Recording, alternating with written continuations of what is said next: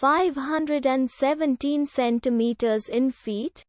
First of all, we need to know the value of 1 centimeter in feet. It's always 1 centimeter equals 0.03280839895 feet.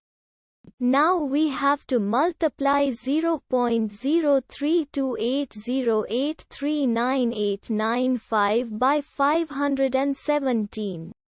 Therefore, 517 centimeters times 0.03280839895 feet equals 16.961942257115 feet.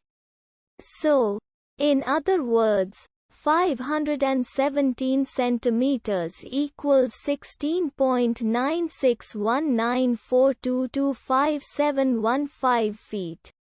We hope you have enjoyed this video.